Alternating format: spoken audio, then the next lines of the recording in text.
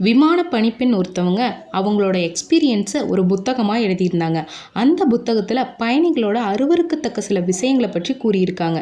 ஒரு முறை துருக்கி பயணத்தின் போது 3 பயணிகள் தங்கள் சிறுநீர் பையை விமானத்தில் விட்டு சென்றதாக அவர் கூறினார். அது விமானம் முழுவதும் சிந்திய நிலையில் துப்புரவு பணியாளர்களும் முறையாக சுத்தம் செய்யாமல் குப்பையை போட்டு மூடிவிட்டனர். அந்த காலத்திலும் அப்படித்தான் நடந்தது. சில நேரங்களில் மாதவிடாய் ரத்தம் இருக்கும்.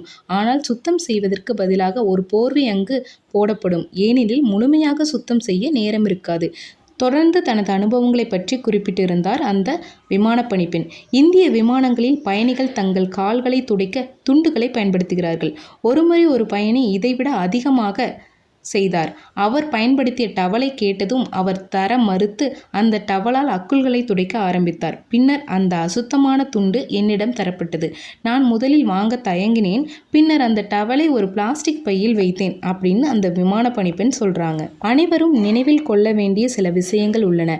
பயணிகள் அனைவரும் உணவு உண்ணும் போது ஒரு பெண் தனது குழந்தையின் டைப்பரை மாற்றத் தொடங்குகிறார். சிறிது நேரம் காத்திருக்கும்படியும் அவர்களுக்கு சைகை காட்டினேன். ஒருவேளை மற்ற பயணிகளுக்கு அதில் பிரச்சனைகள் இருக்கலாம். ஆனால் அந்த பெண் பிரச்சனை இல்லை என என் வேலை முடிந்தது என்றாள்.